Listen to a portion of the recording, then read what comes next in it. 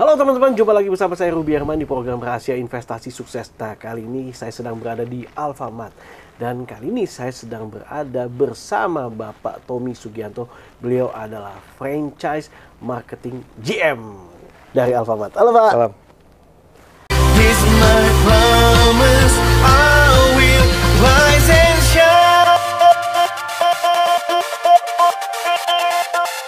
Hai teman-teman, selamat datang di YouTube channel Ruby Herman. Sebelum kita nonton, jangan lupa untuk subscribe ya, karena subscribe itu gratis. Yuk kita nonton sama-sama.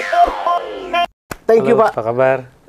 Thank you so much nih. Ya, sama-sama. Thank you so much udah ada waktu ngobrol-ngobrol. Kalau bicara soal Alfamart ini di mana-mana dan menjadi tempat favorit banyak keluarga. Amin, semoga memuaskan konsumen khususnya ya. Yes. Nah, kita mau ngobrol-ngobrol nih Pak. Nah, bagaimana sih awal mulanya Alfamart ini Pak? Silakan. Iya, baik. Pertama-tama terima kasih atas kesempatannya. Tentunya ini juga sama-sama kita coba mengeksplor lebih jauh Alfamart itu dari mana, untuk apa, dan tujuannya nanti seperti apa gitu ya.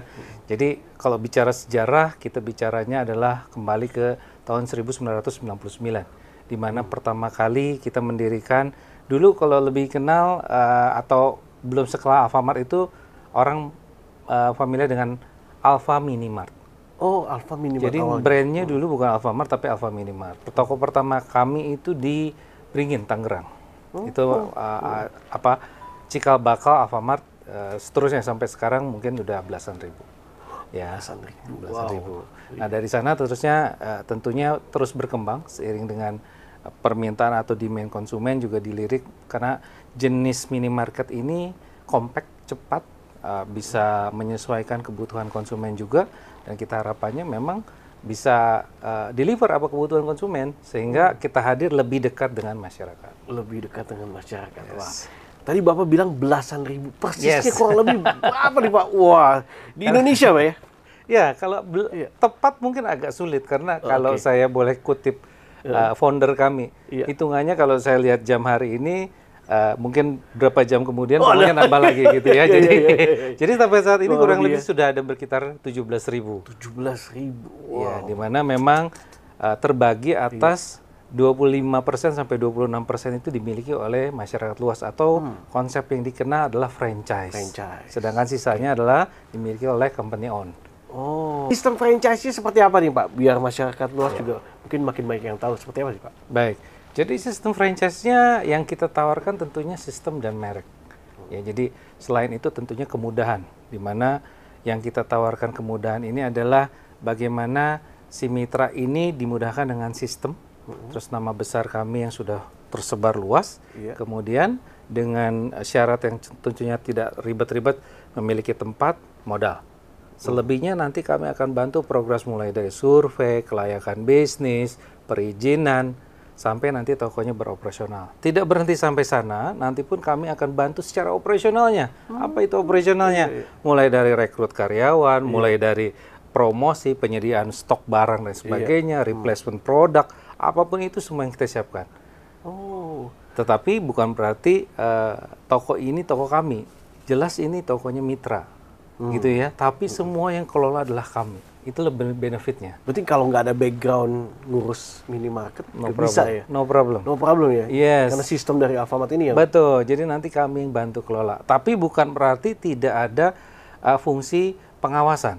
Jadi mitra dalam hal ini bisa mengawasi kami dalam bentuk misalnya laporan keuangan yang kita sajikan setiap bulan, bisa dipelajari, bisa di-download, dipelajari. At any time point, misalkan dirasa ada hal yang kurang jelas, bisa langsung minta kita jelaskan atau meeting, silakan. Karena setransparan mungkin kita akan buka datanya. Seperti itu.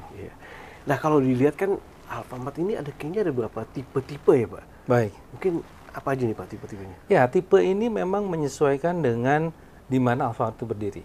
Contoh kalau kita bicara di pemukiman residential area, tentunya kita bicaranya adalah Alfamart. Karena kenapa Alfamart? Karena kebutuhan atau yang kita siapkan tempatnya lebih luas. Lebih luas, otomatis display barang seperti kita lihat belakang ini lebih lengkap. Otomatis pilihan dalam hal ini konsumen atau warga yang ada di pemukiman bisa lebih banyak alternatif pilihan belanjanya. Berbeda kalau kita bicara misalkan di bandara, let's say. Tidak perlu kita menjual misalkan let's say minyak atau gula, karena yang memang diperlukan adalah seperti minuman yang siap saji, cepat, quick and go gitu ya. Atau grab and go gitu ya. Jadi lebih cepat sehingga produk yang kita tampilkan atau yang kita tawarkan juga lebih selected.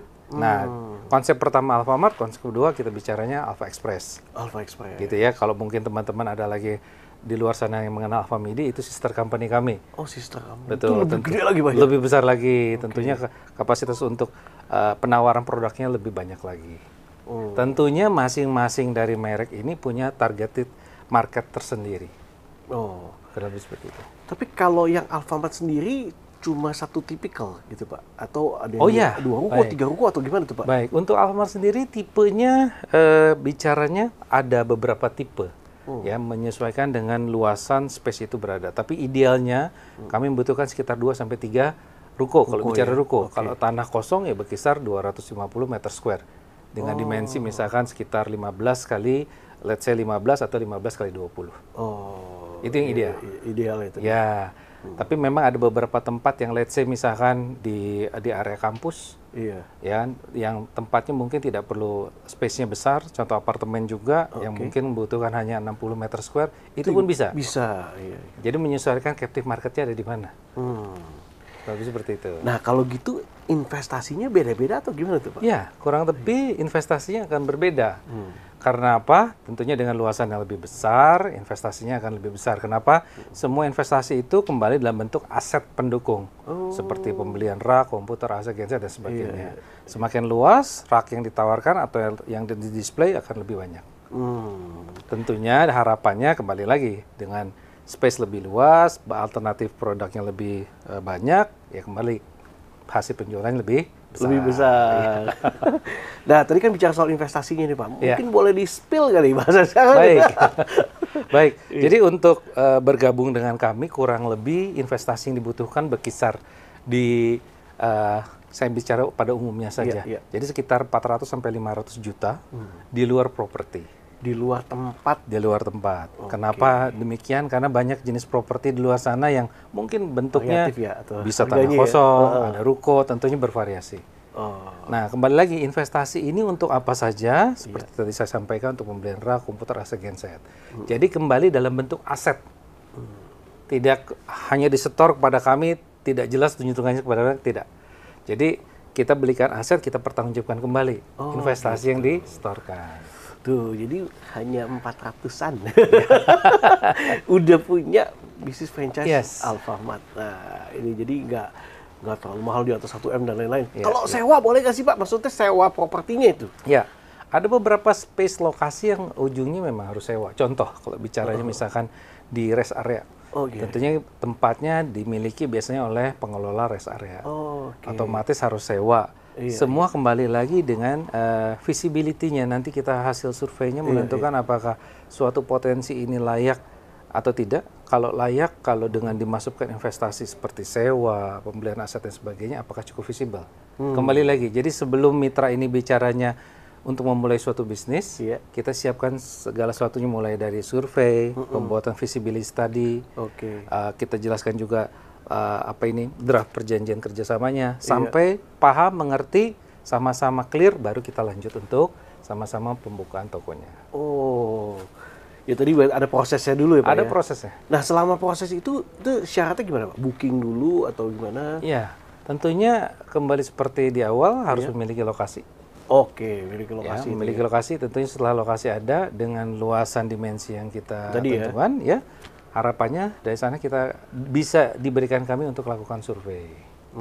Nah, proses survei tentunya melihat beberapa pertimbangan, mulai dari traffic, mulai dari coveran lingkungannya, mulai jumlah kepala keluarga, kemudian kalau bicaranya fasilitas pendukung, fasilitas sosial di sekitar lokasinya, itu yang akan membantu terbentuknya omset itu seberapa besar, walaupun dalam bentuk masih estimasi. Berarti ini investasinya cenderung aman nih, karena dibantu loh, pasti kan bermitra masih sampai tadi ya. Walaupun Pak Ruby, walaupun dalam konsep bisnis, walaupun kita ada visibility study, tetap ada yang mengenal namanya risiko. Selalu ada lah. Selalu ada risiko. Minimal kan udah analisa Ya dulu minimal sudah ada analisa itu survei gitu kan dulu ya. Iya. Dan udah mantep nih, bayangin udah 17.000 ya Pak ya. Iya. Nah, terus kalau bangunan sendiri Pak ada syarat-syaratnya nggak sih kayak tinggi ceilingnya atau Ya, pasti kondisinya? Ada juga ya, Pak ya? Ada ketentuan-ketentuan ketentuan. ya. Yang pasti memang ketentuan itu nanti kita lihat fisik existing bangunannya seperti apa. Dari sana memang kita akan optimalkan yang ada. Tapi contoh misalkan bangunan baru atau ruko yang belum punya ceiling ya tentu kita akan sesuaikan. Misalkan tingginya cukup 3,5 meter dari lantai dan fasilitas atau standarisasi lainnya yang memang harus disesuaikan kembali. Tentunya nggak neko-neko, cukup umum saja. Umum saja. Umum Ya. saja. Nah Pak, kenapa nih masyarakat banyak yang memilih Alfamart Pak? Kenapa? Baik. Satu sistemnya. Jadi sistemnya ini memudahkan bagi para calon investor atau mitra kita ini dalam memulai usaha. Jadi tidak ada proses trial and error, di mana trial and error sudah kita lakukan sebelumnya. Jadi proses ini dimudahkan, bahkan dibantu oleh kami untuk proses survei, feasibility study-nya, gitu ya, sehingga mengurangi resiko lagi. Walaupun masih ada resiko, tapi sudah dikurangi. Nah dari sana pada saat beroperasional pun dibantu juga oleh kami. Jadi bayangkan ada mitra ini diberikan kemudahan waktu. Ya, dapat leluasa misalkan fokus terhadap bisnis yang lain, sedangkan yang bisnis ini dikelola oleh kami. Wow. Nah, bicara ini kan area nih Pak. Ini pengembangan areanya Alfamart nih sekarang menuju kemana aja nih Pak? Baik, pengembangan saat ini memang kalau kita bicara pemerintah saat ini sedang fokus ke Indonesia Timur untuk pengembangan pemerataan perekonomian. Kita rasa juga kita inline dengan apa yang disampaikan oleh pemerintah. Atau ikut dukung juga ya Pak. Karena kita rasa pemerataan ekonomi juga perlu kita dukung. Jadi kalau bicara pengembangan kita mungkin fokus sudah di NTT, Nusa Tenggara Timur ya, masuk ke juga Irian Jaya. Ya. Tahun depan mungkin kita ada beberapa wilayah yang lain yang kita rasa juga perlu dan masih potensial untuk kita kembangkan. Wow. Berarti ada peluangnya makin besar. Masih besar. Para teman-teman yang mau bermitra dengan Alfamart nih ada peluang-peluang baru nih yang lokasinya baru juga. Nah, bicara soal tadi Pak, Alfamart ini kan wah sudah mengembangkan ekspansi kemana-mana. Nah, apa yang menjadi core value atau rahasia suksesnya nih Pak? Ya, tentunya kalau kita bicara pengembangan atau dikenal oleh masyarakat, tentunya kita beradaptasi terhadap lingkungan. Tentunya nilai kita ini punya manfaat. Jadi keberadaan Alfamart itu sendiri dirasakan bermanfaat untuk untuk masyarakat sekitar. Kebutuhan apa yang dibutuhkan kita hadir di sana. Selain bukan hanya bicara keuntungan saja. Kalau dilihat dari sisi masyarakat tentunya kebutuhan. Tapi dari sisi mungkin pemerintah juga satu sisi kita bicaranya income atau bicara pajak yang dihasilkan. Kontribusi kami atau toko-toko di sekitarnya berkontribusi ke pemerintah dalam hal ini. Belum kalau bicara ke sosial atau ke dampak lingkungan, kita mulai mengerem namanya dampak plastik. Jadi dampak Alfamart ini punya value tidak hanya bicaranya keberadaan saja, gitu ya, benefit yang dihasilkan, tapi dampak secara luas. Kalau saya bicara beyond making money itu ada juga. Kepedulian kita terhadap lingkungan, kepedulian kita misalkan kalau sekarang juga sedang fokus ke disabilitas. Jadi Alfamart ini rekrut karyawan sudah sekitar hampir 800 karyawan yang kita rekrut yang ada keterbatasan. Tapi kita yakin dengan keterbatasan itu punya value lebih di masyarakat. Kurang lebih begitu ya? Iya. Mantap, jadi membantu pemerintah juga ya. Membuka lapangan pekerjaan. Wah, luar biasa.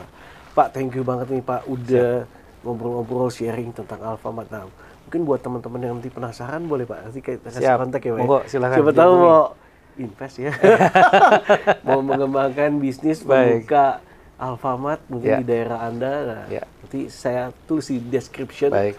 Nah, kalau mau tahu lebih detail nanti bisa dikontak aja. Tommy, sekali lagi thank you so much. Senang terima kasih bisa sharing Pak. Sukses terus buat Alfamart. Amin. Wah, tentunya membantu roda ekonomi di Indonesia. Teman-teman, thank you so much telah menyaksikan program ini. Sampai jumpa di next episode. Saya Ruby Herman. Bye-bye.